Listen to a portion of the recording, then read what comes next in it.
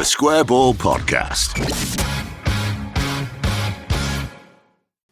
Welcome to the show. It's brought to you in association with Levi's Solicitors, who will do you a 10% discount on your legal fees at levisolicitors.co.uk/the Square Ball. And if you've been paying attention recently, you will know there's a 15% discount on until the end of January 2023. On, Michael.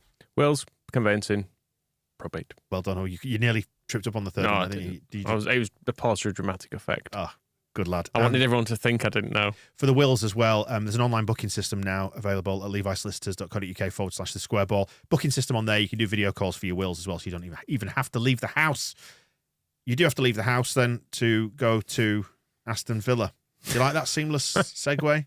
Well, unless you're watching on telly. Unless you're watching on telly, in which case you don't. Which most people will be, because we get quite a limited number of away tickets. I'm going to get the plug-in straight away. If you are leaving the house and going to Aston Villa and you have some time to kill in Birmingham City Centre before the match, North have opened a tap room there, so you can go into a bar in Birmingham and drink the Square Ball Pale Ale. Yes. That would be good, wouldn't it? Mm. And we don't get any benefit from that whatsoever.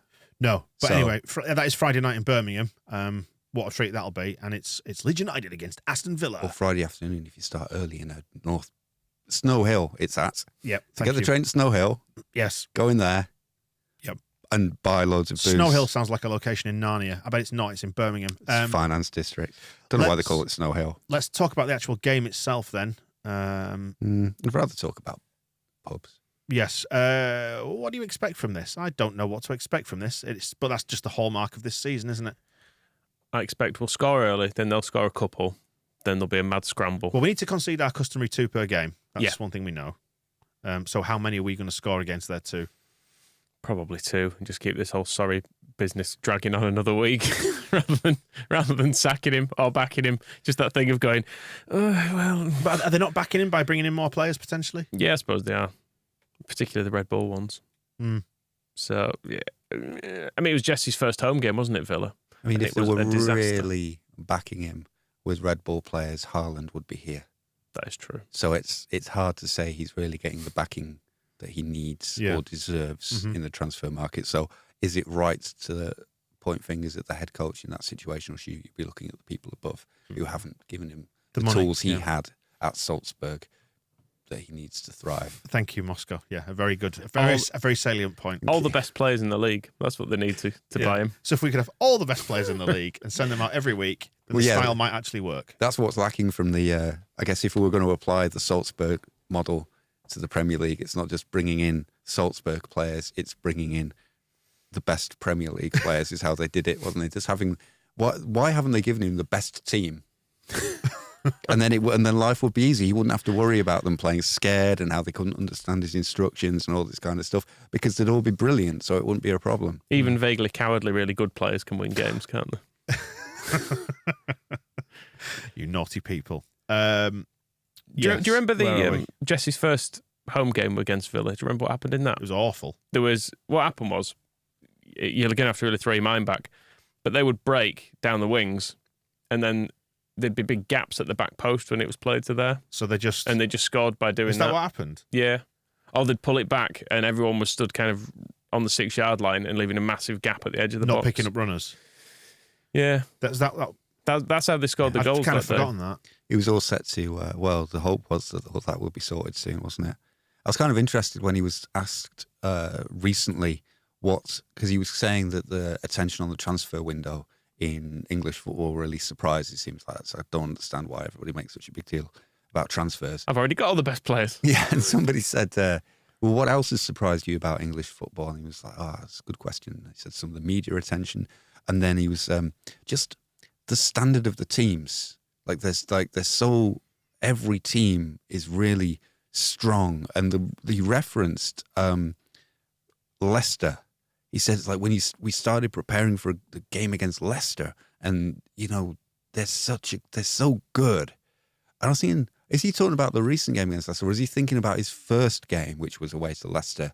And was that the moment when he was watching a couple of clips of Leicester in advance of the match and thought, shit. They're actually really good. They're really good. I thought he's made it sound as if he thought the Premier League was like Manchester City and Liverpool and Chelsea and Spurs, like they're really good, and Arsenal, they're really, really good.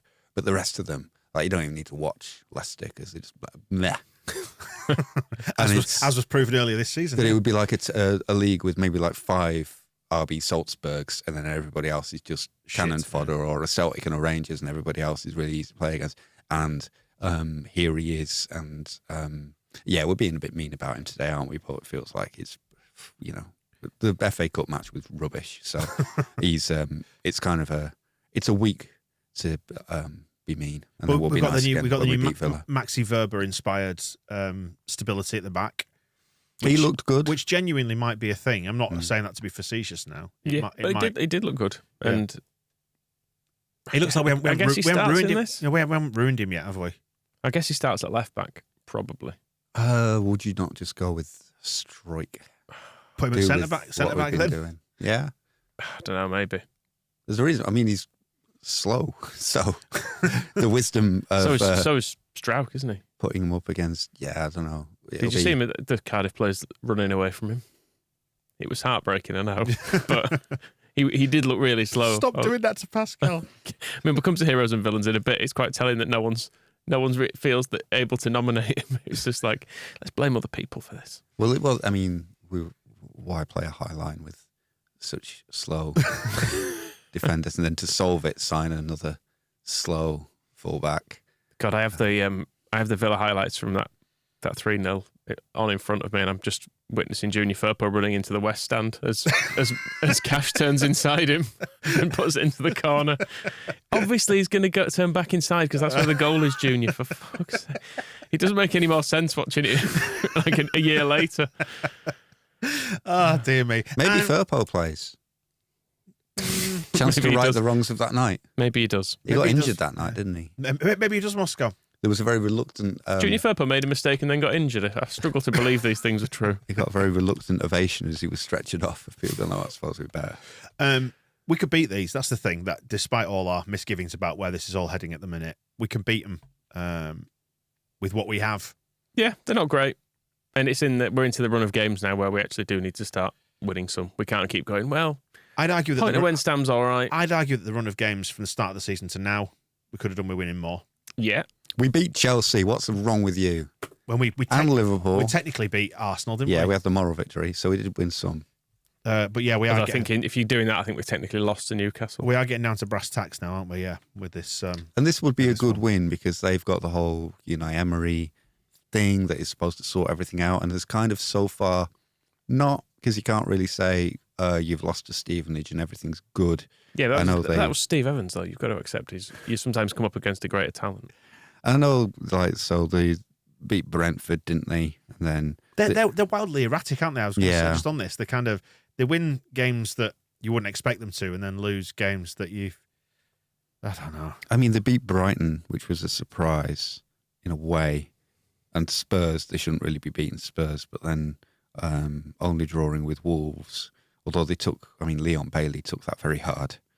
He was crying on the pitch, and then because he missed a sitter in stoppage time, he stayed down and cried, and then a few minutes later the final whistle blew, and he fell down on the floor again and cried, and as we kind of walked off the pitch in tears, and then he was posting on Instagram at about 2 a.m, apologising, like these heartfelt. I'm like, I'm so sorry, I can't sleep. This is the worst thing that's ever happened. I hope you can forgive me. I'm going to have to try and find ways to put this right. And then, I don't know if you played at Stevenage, but I don't think that was necessarily the solution to letting everybody down. When it comes to Emery, the sample size is not massive, is it, at the minute, in terms of knowing what you're going to get from them? But they're not as on the front foot, I wouldn't say, under Emery. Are they more of a kind of a counter-attacking thing, which obviously we deal with very well? Well, the problem is we've played against a number of styles this year. And I'd struggle to say there's one particular type we struggle with more than others. There is ours. Yeah. Because like Man City, we gave them the ball all the time. Yeah, and they very easily beat us. Yeah. But also, us having the ball doesn't seem to always work out brilliantly either. All right, Hecky. That is the consistent thing, isn't it? Where you look for like what the common denominator. What do all these games have in common? Leeds played in them. Yeah, I mean Emery is a good manager, so he's not quite got up to speed yet, and he's not quite got all his tools in the box yet, has he? He's still dealing with the side that Gerrard built with losers like Coutinho. Based on the available evidence, my prediction for this game is that we will win or draw Right. or maybe lose. Okay.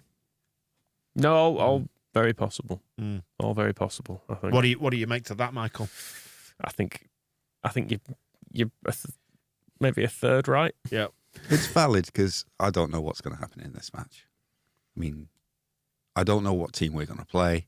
I don't know who's going to be fit.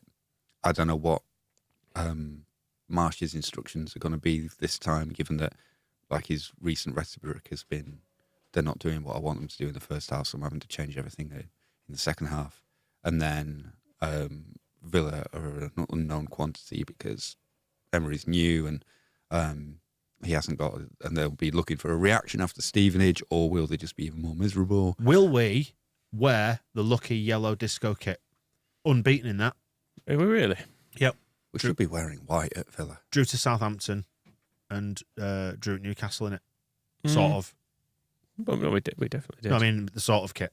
Oh, the sort of kit. I thought yes. Oh, actually, yeah. With the yellow shirt, yeah. The mashup one. Whereas we could wear the full yellow, blue affair at Villa. Yeah, the starting lineup is actually quite interesting because I think Or we might end up wearing Sammy's pyjamas. Who knows? I think Aronson would be dropped if Jackie's fully fit, but he If wasn't Click was fit. available.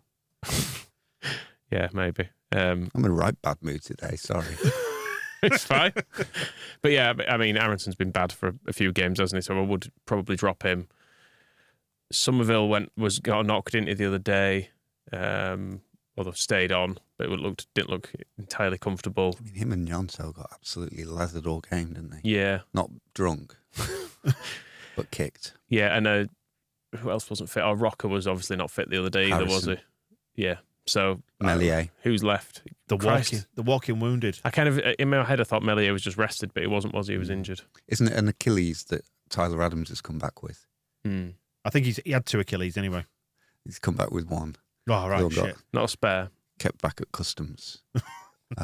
So they're a little bit concerned about him. We need Tyler Adams to play. Yes, we do. Yep. Although Verba. The new number 6, yeah, as he put it. Oh, I don't know what's going to happen in I this. love how Verba slid that in. Yeah. It was in before it was in Arthur Kinnear's programme notes. He did it in his own interview. He was like, I can play left back, I can play centre back, I can even play in midfield. We're like, huh? You can do what? Trying to con him into putting him up front. I'm a good striker. Yeah. Scored He's got height on his side. like 50 at school in the season. Could be worth a go. It's the Telegraph who has started using Kinnear's Sunday name. Right. Arthur, he was quoted in. Is he called Arthur? According to the Telegraph's Arthur Kinnear. recent reports, yes, they said. Because it was you saying it, I fully expected Arthur Kinnear to be like a silent movie star from the 1920s. Or a novelist from like It could just have from been the 20s. It could have been a copy editing error in the Telegraph's recent match report, but I liked it. I think Arthur Kinnear sounds Regal. a little bit more. Yeah. Well, I mean, we've gone from Regal. You immediately thought of a 1920s variety comedian, one or the other. Yeah, one or the other. And the way he runs the club. Hey, Hey, can you play a ukulele? coming or out anything? with a It's washboard. funny, I was thinking ukulele as well. That would calm things down in the director's box when Victor Rota's getting all mad. If Kinnear's just next to him going, why don't you calm down? Hey, Victor, it's only a game. Ring-a-ding-ding. Has your left back lost its flavour?